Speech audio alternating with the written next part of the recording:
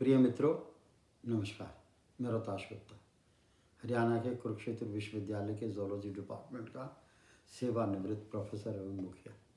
वर्तमान में मैं कविता सर्जन के कार्य में पता नहीं कैसे लीन हो गया। ये कोई मैं ये नहीं कहूँगा मेरी पैशन है, मेरा शौक़ है या मैं इसका कोई बहुत बड़ा कवि हूँ। हाँ, एक बात ज़रूर है कि ये मेरे जीवन का अहम अंग बन गया है। सारा दिन मेरा इसी में गुजरता है, मेरी टेबल लगी रहती है और मैं हमेशा जब भी ख्याल आए उसी समय कविता में लिख देता हूँ। कई बार ऐसा होता है कि महीनों तक नहीं लिखी जा सकती और कई बार एक ही दिन में कई कविता लिखी जा सकती हैं। जैसे मैंने आपको पहले बताया, मेरा जनरली या तो देश प्रेम में मेरा इंटरेस्ट है और या फिर मेरा नेचर में भी है।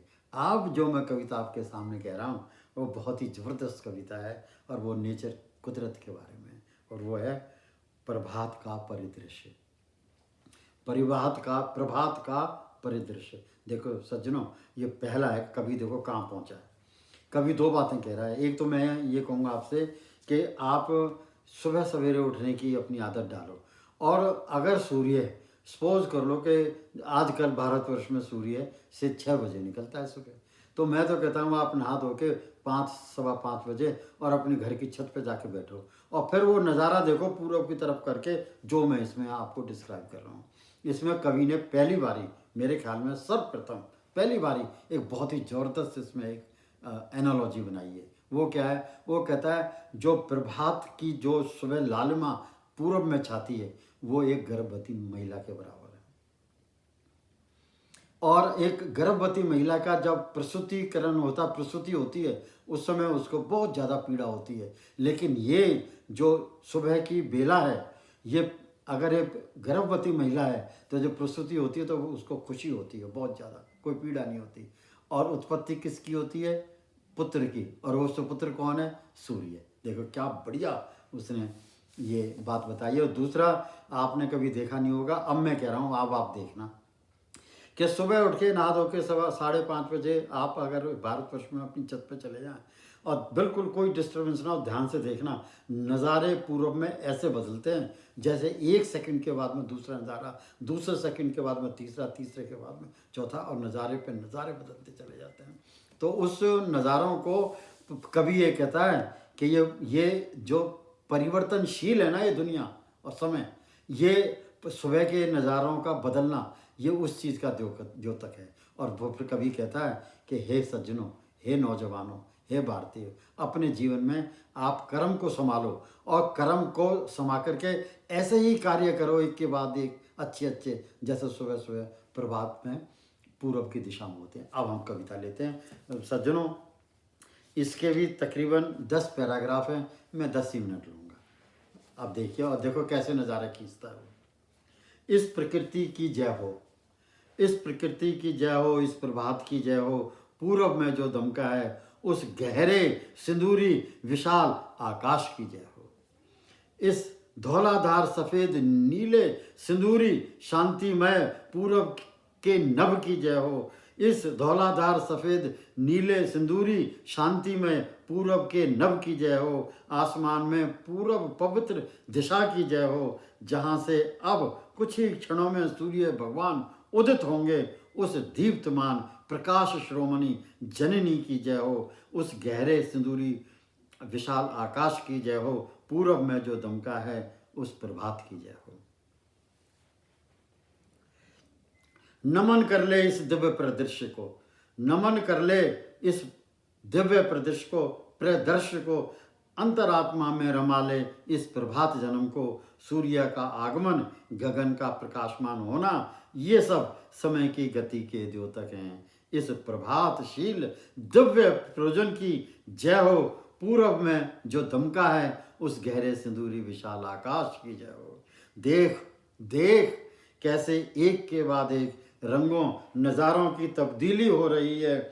इस प्रभातकालीन तब्दीली में तू भी जीवन के रंगों को तलाश ले। परिवर्तनशील जीवन की जय हो। पूरब में जो दमका है उस गहरे सिंदूरी विशाल आकाश की जय हो। लो, प्रभात की गोद हरी हो गई, जो मैंने आपको बताया जन्म हो रहा सूर्य भगवान का है। और प्रभात की जो बेला है वो एक एक गर्भवती महिला के बराबर है। तो कह रहा है, लो प्रभात की गोद हरी हो गई, दिव्य प्रसूति प्रक्रिया जरिए सपूत सूर्य भगवान की उत्पत्ति हो गई। मैं फिर पढ़ता हूँ, लो प्रभात की गोद हरी हो गई, दिव्य प्रसूति क्रिया जरिए सपूत सूर्य भगवान की उत्पत्ति हो गई। इस नवजात शिशु की ऊर्जा को नमन करो, इस नवजात शिशु की ऊर्जा को नमन करो। सूर्य की जय हो, एकमात्र साक्षात ऊर्जा स्रोत नवोदित भास्कर की जय हो। पूरब में जो दमका है उस गहरे सिंदूरी विशाल आकाश की जय हो। अब हम छठे पद पर आ गए। चहुं दिशाओं में हलचल है। अब देखिए क्या नज़ारा, मैंने कहा था नज़ारे बदल रहे हैं। चहुं दिशाओं में हलचल है, पंछी आकाश पटल में चलायमान हैं। कृषक जन खेतड़ी भूमि को संवारने नंदी संग चलायमान है। श्रमक भी जीविका उपार्जन को निष्ठावान है। जीवन में परिश्रम की जय हो, जीवन में परिश्रम की जय हो। पूरब में जो चमका है, पूरब में जो दमका है, उस गहरे सिंदूरी विशाल आकाश की जय हो। पावन प्रभात कालीन बेला में ठंडी ब्यार का आभास अधिकाधिक। बहुत ठंडी हवा चलती है। पावन प्रभात कालीन बेला में ठंडी ब्यार का आभास अधिकाधिक। सरोवरों सरिताओं के पुण्य घाटों पर भक्तों के झुंडों में चपलता का बिखराव, एकाग्रता का सिमटाव। मंदिरों में सभी पूजा स्थलों में पुजारियों के ईश्वर उपासना के दिल फरेबी अनुष्ठानों का आयोजन प्रयोजन। दिव्य प्रभात में दिव्य जनों, दिव्य प्रभात में दिव्य जनों के ईश्वर स्तुति के इन दिव्य कृत्यों की जय हो। पूर्व में जो दमका है उस गहरे सिंदूरी विशाल आकाश की जय हो। शायद कभी किसी ने परम पिता परमेश्वर का साक्षात दिव्य दर्शन नहीं किया है। शायद कभी किसी ने परम पिता परमेश्वर का साक्षात दर्शन नहीं किया है। कहाँ से प्रभात कालीन दिव्य भास्कर का पृथ्वी पटल पर आगमन होता है और कहाँ रात्रि के सितारे खो जाते हैं।